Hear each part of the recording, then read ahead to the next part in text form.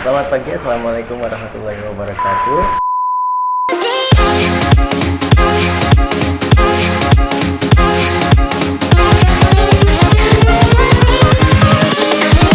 Here we go.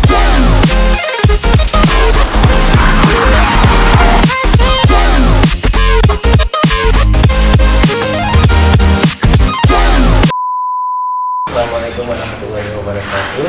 Kembali bersama saya. Sekarang saya sudah berada di kantornya Komandan Lanut Iswaidi, dan di depan saya sudah ada Bapak Marsma Untung Suropati. Beliau adalah Komandan Lanut Iswaidi. Selamat pagi. Selamat pagi. Selamat pagi, Pak. Ya. Baru ya Pak ya. Bapak ini dilantik untuk menjadi Komandan Lanut Iswaidi. Iya. Ya, terakhir 11 Januari ya Pak. Tanggal 11 Januari 2021. Ya. Sebelum itu saya pernah baca-baca di Staf Pujak itu, saya baca bahwa nama Bapak itu ada Untung, di nama tengahnya itu ada nama Giant Suropati. Pertanyaan saya itu Giant itu apa itu Pak artinya Pak? Kalau Giant itu call sign, karena Oh, iya. seperti biasa seorang penerbang tempur ataupun penerbang transport maupun heli memiliki call sign atau nama panggilan yang digunakan pada saat terbang. Jadi saya memilih call sign Giant, artinya raksasa walaupun saya kecil, karena saya berpikir bahwa orang siapapun dia, siapapun juga, kecil atau besar orangnya harus tetap memiliki jiwa raksasa. Artinya kita harus selalu berpikir bahwa kita mampu dan besar dalam segala hal. Hanya untuk memotivasi diri saya sendiri. Pilihan nama yang bagus. Iya. Asik bagus. Iya. Oh ya, Bapak berarti kan memiliki pengalaman yang banyak ya Iya. dalam penerbangan. Betul. Mungkin bisa diceritakan Pak. Kemarin kan saya cerita tentang Gedangan dengan Pak Anang. Iya. Ya, beliau punya cerita yang sangat banyak dan menarik semua. Kalau dengan Pak Untung, apakah ada yang paling menarik gitu Pak? Kalau boleh cerita, jadi awal saya karir saya di dunia penerbangan, begitu lulus sekolah penerbang tahun 96, saya langsung bergabung dengan Skadron Udara 14 di Lanut Iswaidi. Pada saat itu pesawatnya adalah pesawat F5, pesawat F5 Tiger, pesawat yang merupakan buatan dari Amerika. Saya bergabung dengan pesawat F5 di Skadron Udara 14 itu dari mulai tahun 96 sampai dengan tahun 2003. Setelah itu saya mendapatkan kesempatan untuk menjadi seorang instruktur penerbang di Jogja tahun 2004 sampai dengan tahun 2007, di mana selanjutnya saya mendapatkan kepercayaan untuk bergabung dengan Skadron Udara 11 yang mengoperasikan pesawat dari Rusia, pesawat Sukhoi. Saat itu yang ada adalah pesawat Sukhoi 27 dan pesawat Sukhoi 30. Sampai dengan kemudian saya bukan menyelesaikan karir saya sebagai seorang penerbang, tapi saya terakhir terbang di pesawat Sukhoi 2730 di Skadron Udara 11, di mana saya menjabat sebagai Komandan Skadron Udara 11 pada tahun 2011 sampai tahun 2012. Ya. Yang saya tanyakan tadi pengalaman di saat Bapak terbang. Oke. Di antara kan kalau Bapak Anang itu menurut saya cerita yang paling menarik, beliau itu kayak hampir bisa dibilang hampir meninggal di dalam pesawat, tapi beliau bisa mengalihkan ke dalam tanah, terus dia bisa loncat dan selamat. Jadi yang ingin saya tanyakan, pengalaman Bapak paling menarik di antara yang lain ketika terbang Bapak. Saya bersyukur karena pada tahun 2012 pada saat saya menjabat sebagai Komandan Skadron Udara 11 di Makassar, Ujung Pandang, kami Skadron Udara 11 diberikan kepercayaan untuk berlatih di luar negeri pada saat itu di Darwin, Australia, untuk mengikuti latihan pitch black, di mana latihan pitch black adalah latihan berskala besar yang baru pertama kali diikuti oleh Skadron Udara 11. Jadi pada saat itu hostnya adalah Australia dengan menggunakan pesawat Hornet, kemudian ada juga negara Singapura dengan menggunakan F-15, Amerika dengan menggunakan pesawat F-18, dan satu lagi pesawat negara New Zealand sama dengan menggunakan pesawat F-18 pada saat itu. Jadi itu pengalaman yang luar biasa karena kami baru sekali move ke luar negeri untuk melaksanakan latihan pertempuran udara dengan skala yang besar. Ya, jadi pada saat itu kami dilibatkan dalam satu paket istilahnya, jadi dalam satu paket besar di mana tugas pesawat Sukhoi pada saat itu adalah sebagai pesawat escort Escort artinya kita melindungi pesawat F-18 Australia yang bertugas untuk menghancurkan sasaran di wilayah musuh sesuai dengan skenario yang dimainkan. Karena itu tidak semua skadron mendapatkan kesempatan untuk berlatih di luar negeri dengan negara-negara yang memang sudah biasa melaksanakan latihan besar dengan negara-negara lain. Oke, yang ingin saya tanyakan selanjutnya, Bapak kan mungkin memilih waktu itu Bapak belum sebenarnya ikut masuk TNI, ya. Ikut-ikutan ya betul, Pak. Betul. Dan jadi yang ingin saya tanyakan di antara angkatan-angkatan yang lain, AU, AD dan AR, kenapa Bapak itu memilih angkatan udara? Kebetulan karena masa kecil saya, lingkungan rumah saya berada di sekitar Lanut Halim di Jakarta. Oh iya. Jadi tentu saja sejak kecil saya sudah terbiasa dengan melihat manuver pesawat. Tapi walaupun hanya yang take off dan landing saja, tapi sedikit banyak itu mempengaruhi keinginan saya untuk bergabung dengan Angkatan Udara. Jadi sederhana aja sih, karena saya setiap selesai sekolah, kita bersama teman-teman kemudian main ke ujung landasan hanya untuk melihat pesawat itu take off dan landing. Jadi otomatis ada keinginan, enak juga kalau kemudian saya nantinya akan bergabung dengan Angkatan Udara apalagi kemudian bisa menjadi seorang penerbang. Itu saja. Pertanyaan selanjutnya Pak, Bapak kan sudah memiliki pengalaman banyak di dalam penerbangan, dan yang ingin saya tanyakan adalah bagaimana Bapak bisa menanggung beban dan risiko terjadinya kecelakaan ketika Bapak sedang terbang. Oke. Jadi sejak awal begitu kita bergabung dengan TNI Angkatan Udara melalui Akademi Angkatan Udara, tentu saja kita insan udara sudah diajarkan dan ditekankan betul mengenai airmanship. Artinya airmanship adalah bagaimana kemudian seorang insan Angkatan Udara bertindak, berperilaku dan berpikir tentang keselamatan. Tidak hanya keselamatan di udara tapi juga keselamatan di darat. Makanya di Angkatan Udara ada yang namanya lambangnya, keselamatan terbang dan kerja. Keselamatan terbang dan kerja itu adalah aturan dan ketentuan di mana kemudian setiap insan Angkatan Udara wajib taat, tunduk dan melaksanakan semua ketentuan dan prosedur yang berlaku. Kalau kemudian tadi disampaikan bagaimana kemudian kita berupaya untuk menghindari resiko yang ada, kembali lagi kita sudah diajarkan bahwa setiap pelaksanaan kegiatan ada prosedur yang harus diikuti. Nah, prosedur dalam penerbangan tidak hanya normal prosedur, artinya prosedur yang harus dilaksanakan pada saat kondisi normal, sehingga kita dapat melaksanakan latihan maupun operasi sesuai dengan apa yang kita rencanakan. Jadi semua yang dilaksanakan adalah berdasarkan apa yang kita planningkan. Jadi kita merencanakan sesuatu, kemudian kita melakukan sesuatu berdasarkan perencanaan. Kalau kemudian pada saat pelaksanaan ternyata ada hal-hal atau dinamika yang membuat pada saat pelaksanaan kita rubah, itu menjadi bahan evaluasi kita. Nah, jadi dievaluasi, kita merencanakannya seperti ini, kemudian yang dilaksanakan ada sedikit modifikasi atau ada dinamika tadi, karena kan di udara kan banyak sekali ya faktor yang mempengaruhi cuaca, mesin, kondisi pilotnya itu sendiri, sehingga kita perlu mengevaluasi pada saat perencanaan berikutnya berdasarkan evaluasi tadi. Nah, kemudian di atas juga kita ada namanya emergency prosedur. Jadi ada prosedur atau hal-hal yang harus dilakukan pada saat terjadi kondisi abnormal, kondisi bahaya, contohnya cuaca tidak memungkinkan, cuaca tidak menguntungkan. Ketika ada yang masuk awan gitu, gimana Pak? Gimana tuh? Ketika ya sedang terbang ada gangguan dari burung. Oh gitu, makanya ada istilahnya bird strike kan gitu kan, ada kecelakaan yang disebabkan karena tabrakan dengan burung kan gitu ya. Ada beberapa prosedur yang harus dilakukan. Jadi semua di atas tuh ada karena ada dinamikanya, sehingga kita sudah memutuskan bahwa sudah ditentukan ada beberapa prosedur yang harus dilakukan apabila terjadi kondisi yang tidak normal tadi, emergency prosedur. Jadi sudah jelas, contohnya kalau kita tabrakan dengan burung, kemudian kita harus meyakinkan di atas itu intinya adalah kita kontrol pesawat dulu. Begitu kita kontrol pesawat, terjadi sesuatu kontrol pesawat, kemudian kita cek apakah benar ada kelainan pada pesawat kita karena kejadian tadi. Setelah itu baru kita mengambil aksi berikutnya apa yang harus kita lakukan. Kalau tabrakan burung biasanya kita lihat risikonya, apakah hanya kena badan pesawat saja, apakah kemudian mengakibatkan kaca atau kanopi kita retak, pecah, ataupun hanya karena ada tutupan darah gitu ya.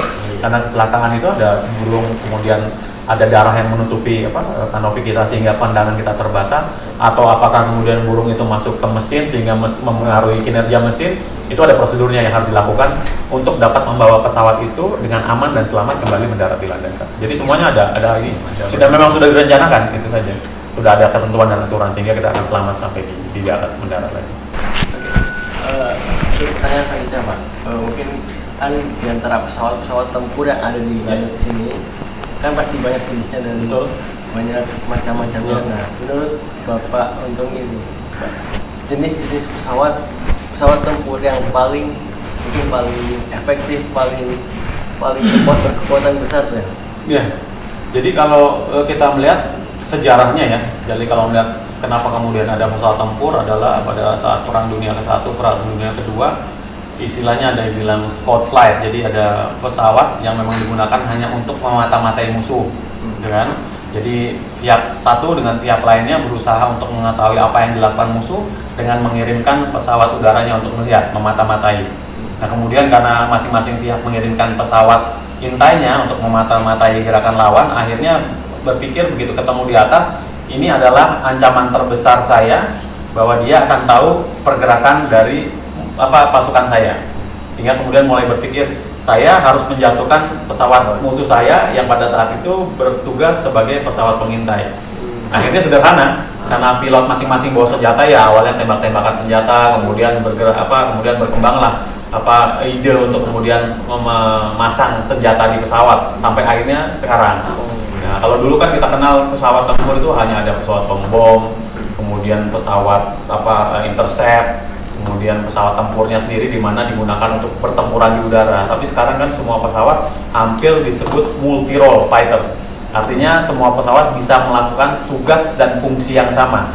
Hanya masalah kemampuannya saja yang kemudian membedakan apakah pesawat tempur ini pesawat tempur jenis ringan, jenis menengah, atau jenis berat.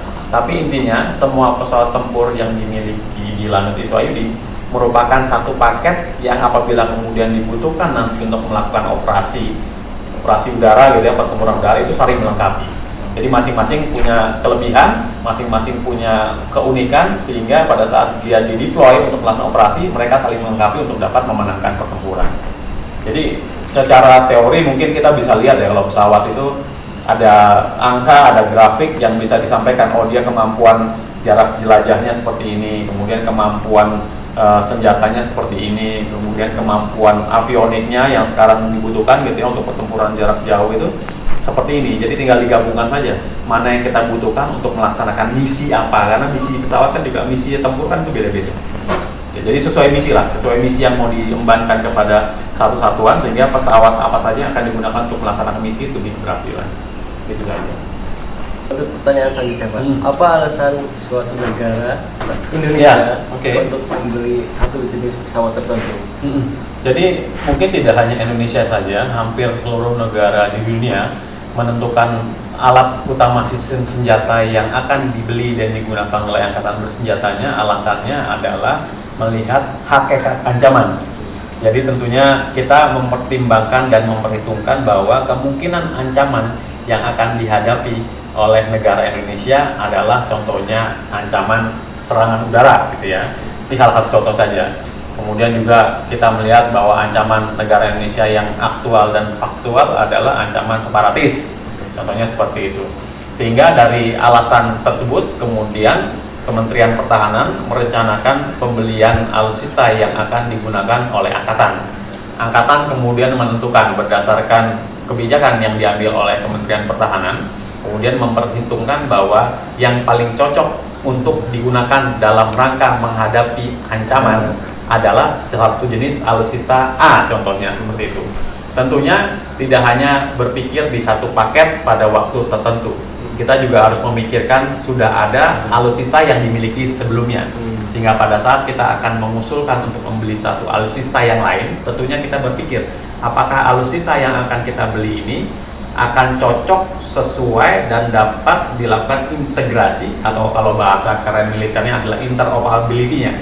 Jadi apakah kemudian pesawat ini, contohnya pesawat tempur yang akan kita beli, ini akan mampu untuk mendukung tugas, peran, dan fungsi dari Angkatan Udara dalam melaksanakan misi pertahanan udara nasional atau melaksanakan tugas TNI Angkatan Udara gitu. Jadi contohnya kalau kemudian kenapa awalnya kita berkeinginan untuk membeli pesawat Sukhoi dari negara Rusia, tentu saja pertama adalah wilayah Indonesia yang sangat luas sehingga ruang udaranya sangat terbuka terhadap segala macam ancaman gitu ya, potensi ancaman, sehingga kita berpikir bahwa kita membutuhkan satu alutsista yang mampu untuk digerakkan kemanapun dalam waktu yang cepat dan memiliki durasi terbang yang lama karena areanya luas.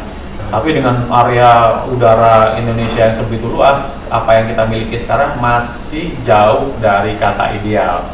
Nah, sehingga apapun kemudian nanti kita beli, intinya TNI Angkatan Udara akan sangat dengan semangat menerima alutsista yang akan diterima apapun, apakah itu Sukhoi, apakah kemudian nanti F-16 yang terbaru, apakah kemudian pesawat yang dari Eropa. Kita tidak tahu apa yang kemudian nanti akan kita miliki, tapi intinya TNI Angkatan Udara siap untuk mengoperasikan apapun yang nanti diberikan negara kepada TNI Angkatan Udara. Jadi hakikatnya kalau ini sederhana ya ancaman saja. Ancamannya apa sih yang akan kita hadapi?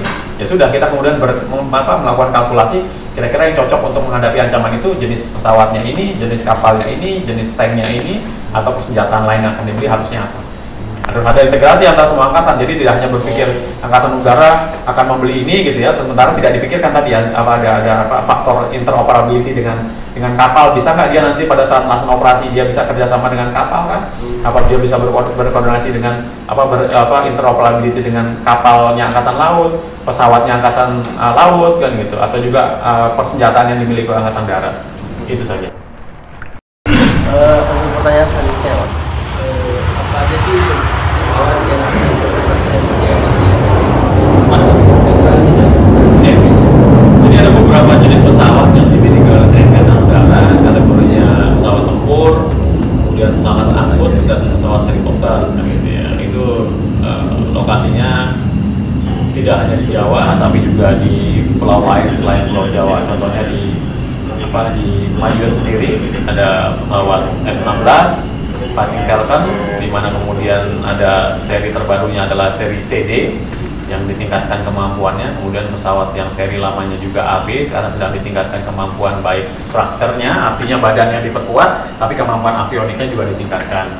Kemudian ada pesawat baru yang kita miliki dari Korea, T-50I Golden Eagle ya, di Skadron Udara 15, kemudian di Skadron 14 kita memiliki ada pesawat Sukhoi 27 dan Sukhoi 30, itu yang di Lanut Iswayudi. Sementara di dalam lanut lain ada juga beberapa jenis pesawat, contohnya pesawat tempur F-16 di Rusmin Nuryadin di Pekanbaru, kemudian ada juga pesawat Fox 100-200 ada di Lanut Rusmin Nuryadin dan juga di Lanut Supadio di Kalimantan, dan juga di Skadron Udara 11 di Ujung Pandang juga mengoperasikan pesawat Sukhoi 2730 yang tipenya hampir sama dengan apa yang ada di Skadron 14. Kita juga memiliki beragam pesawat angkut ya, dari mulai angkut ringan sampai dengan angkut berat. Angkut ringannya adalah pesawat KASA, pesawat CN, kemudian ada juga pesawat angkut sedangnya di Jakarta, TN295, kemudian yang angkut beratnya ada di 34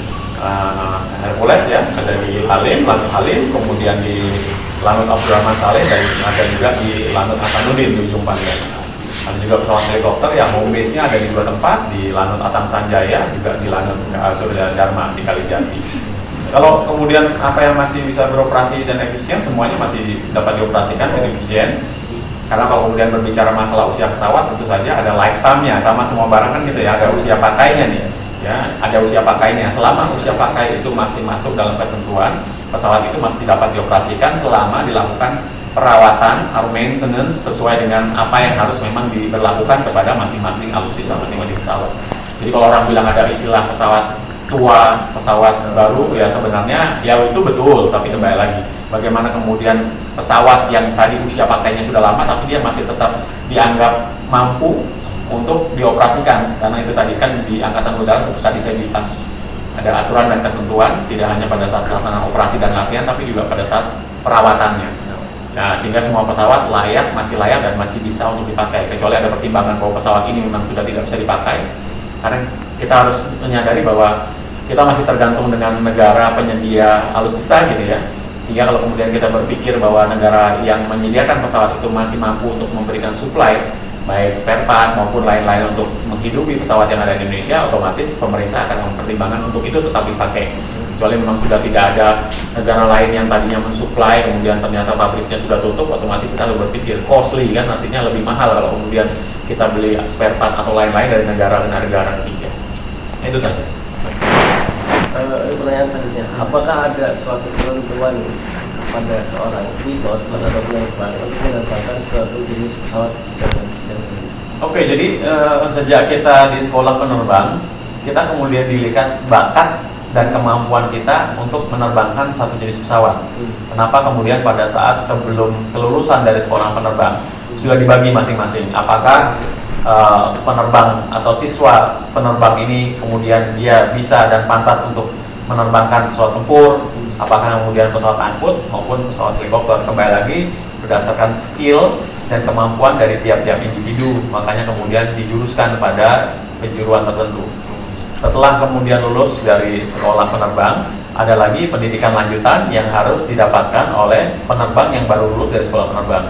Adanya istilahnya ada kursus, ya, ada kursus tambahan, kursus lanjutan yang harus dilakukan oleh personil yang bersangkutan.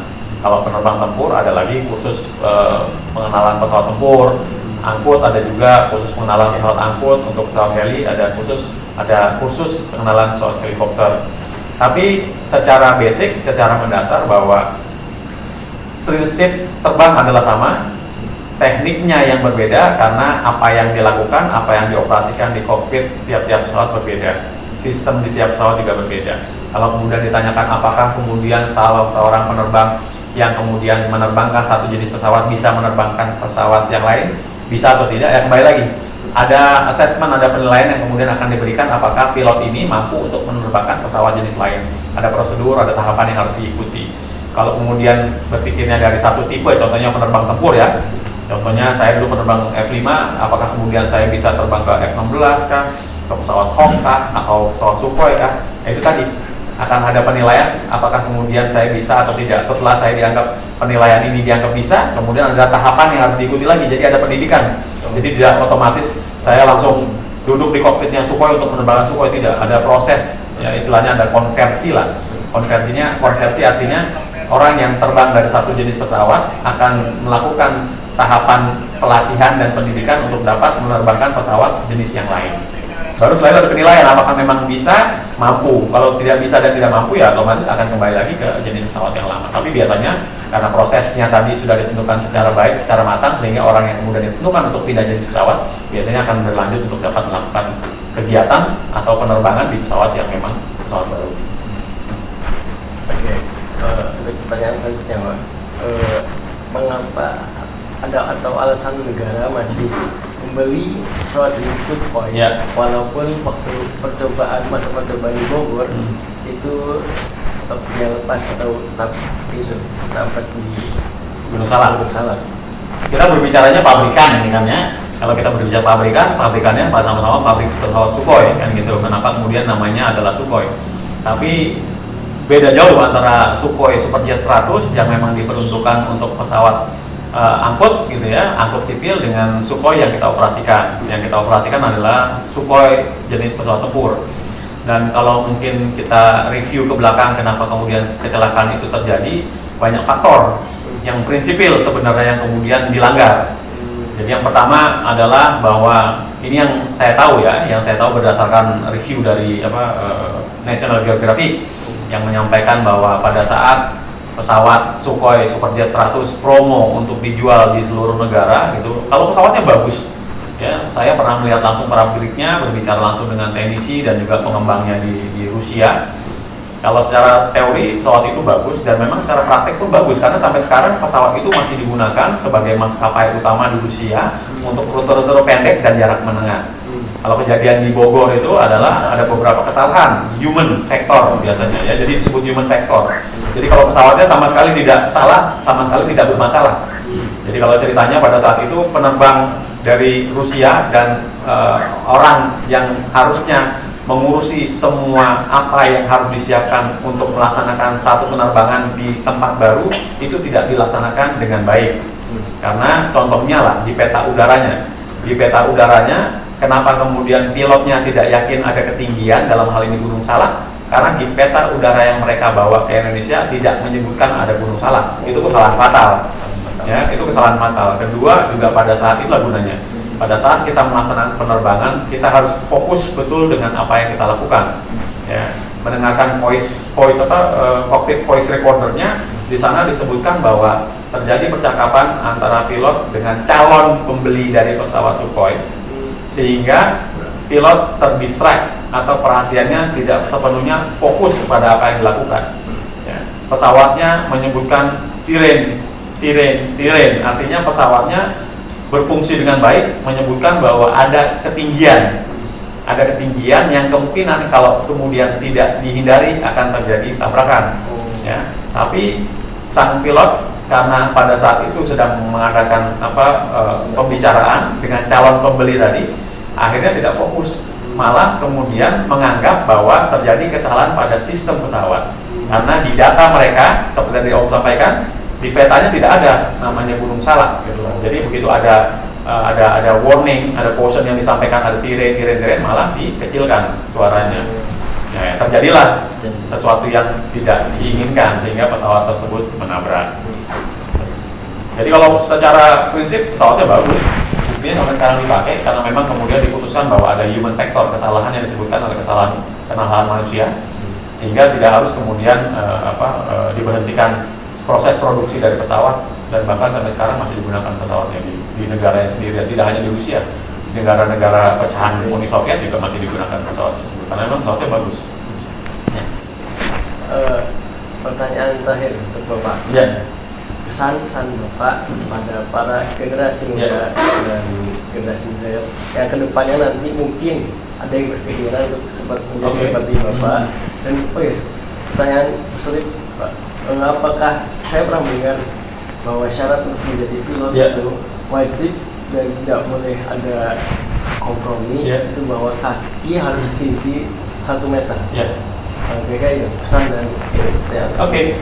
Jadi mungkin buat adik-adik semua ya, kalau ini juga pernah disampaikan oleh orang tua dan guru pada saat saya di sekolah menengah atas gitu ya. Karena seperti yang kita rasakan dulu bahwa kita gamang nih, anak-anak muda itu kan gamang begitu kita mau melanjutkan pendidikan, apakah kemudian kita mampu untuk kuliah kan gitu ya. Mampu artinya kita memang berkeinginan untuk melanjutkan kuliah, atau orang tua kita yang mampu atau tidak untuk menyekolahkan kita kuliah kan gitu kan ya. Jadi kemudian guru dan orang tua menyampaikan bahwa tantanganmu akan lebih sulit dan lebih kompleks daripada zaman dulu kan gitu ya. Sekarang pun kita melihat bahwa tantangan buat anak-anak muda ke depan ini semakin berat kan gitu, karena persaingan semakin banyak kan gitu kan ya. Persaingan ini semakin berat gitu ya. Perkembangan ilmu pengetahuan dan teknologi ini kan memaksa kita untuk beradaptasi. Kalau kita tidak bisa beradaptasi dengan perkembangan ilmu pengetahuan dan teknologi, ya kita hanya akan menjadi objek saja. Padahal kalau kemudian kita mau maju dan berhasil, kita harus menjadi subjek dan aktor. Ya, jadi tidak hanya kemudian kita menikmati atau bahkan menjadi objek dari perkembangan semua yang terjadi gitu ya. Tapi kita harus bermain, jadi pemain di situ. Belajar dari apa yang sering disampaikan oleh orang-orang yang berhasil gitu ya, contohnya Jack Ma atau Mark Zuckerberg atau siapapun gitu ya, menyampaikan bahwa jangan pernah putus asa, belajarlah dari kesalahan yang kamu lakukan. Jangan selalu berpikiran bahwa orang mencapai keberhasilan itu dengan cara yang mudah gitu ya. Belajarlah dari seluruh kesalahan, mumpung kita masih muda ya, banyak-banyaklah berbuat kesalahan. Maksudnya tidak hanya kita selalu berbuat kesalahan tanpa belajar dari kesalahan yang kita buat. Jadi jangan ragu untuk melangkah, jangan takut untuk berbuat salah, tapi pada saat kita melangkah kemudian kita melaksanakan kesalahan, kita harus melihat kesalahan apa yang kita buat, gitu ya. Sehingga ke depan kita berusaha untuk menyiapkan agar kita tidak melakukan kesalahan yang sama. Belajar tidak hanya berdasarkan pengalaman kita pribadi, tapi juga belajar dari pengalaman-pengalaman orang. Makanya itulah gunanya orang menyampaikan bahwa buku adalah dunia, ya kan? Dunia kan itu aja, dunia kan gitu ya.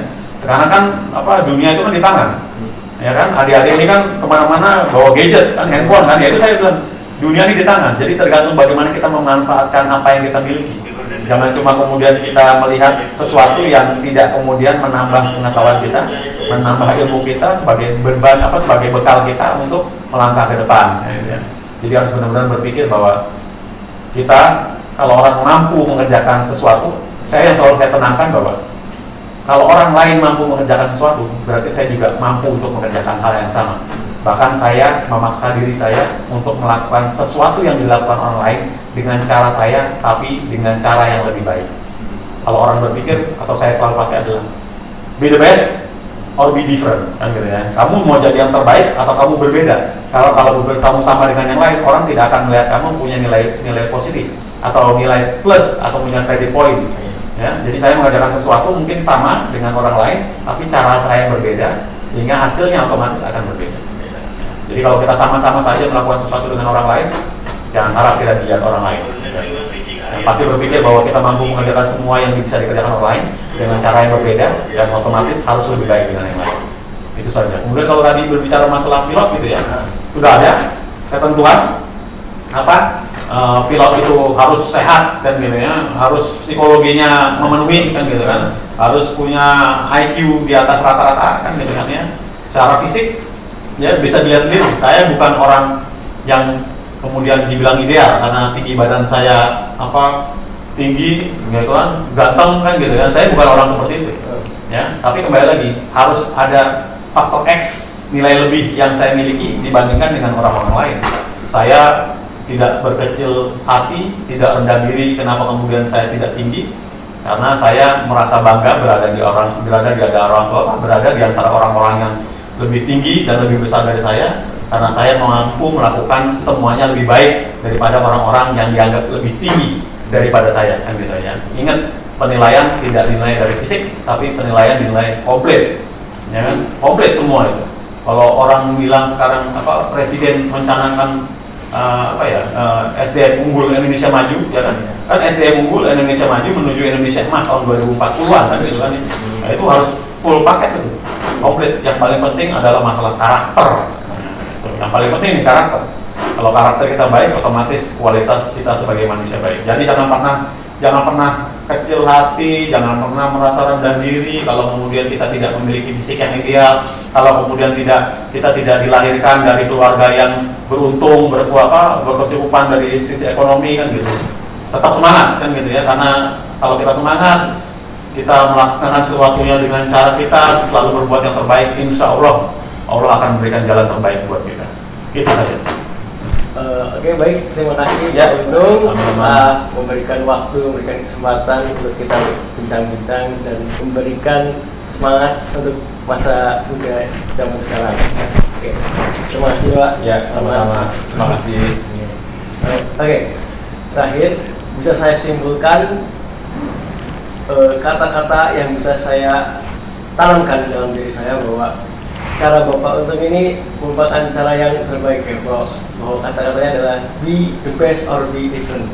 Saya kira itu yang harus kita tanamkan di dalam diri kita masing-masing. Semangat untuk para generasi muda yang akan melangkah maju ke depan. Terima kasih telah menonton. Kalau gitu saya tutup. Wassalamualaikum warahmatullahi wabarakatuh. Waalaikumsalam warahmatullahi wabarakatuh. Dengan ini kita di belakangnya Komandan nanti nih mobilnya dan lalu sini. Tujuan kita kali ini ke skadron berapa ya? Pokoknya ke hanggar-hanggar yang isinya nanti pesawat semua guys. Jadi nanti kita lihat pesawat-pesawat sana. Oke.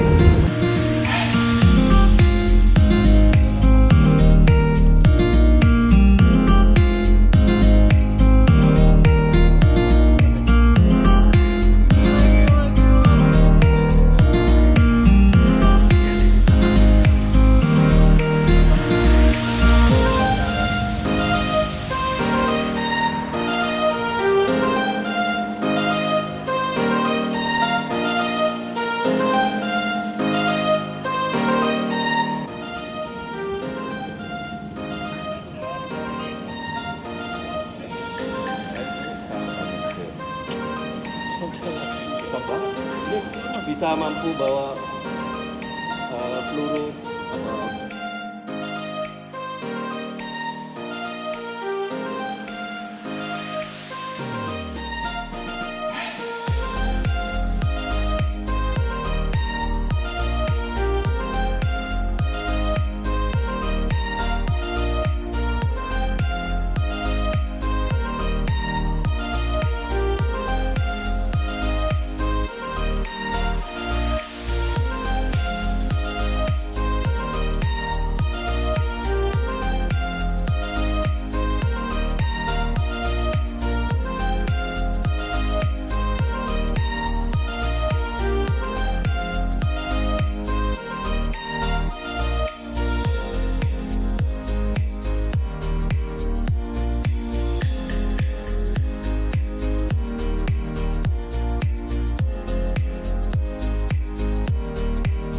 sekarang kita sudah berada di Skadron Udara 14 dan di depan saya sudah ada salah satu pilot pesawat T300 Sukhoi. Sukhoi ya, tapi bisa dibilang Sukhoi. Nah, kita akan tanya-tanya pengalamannya ya. Selamat siang, Pak. Selamat siang. Izin, saya mau bertanya, Pak, pengalaman paling menarik Bapak ketika Bapak terbang dengan pesawat Sukhoi ini.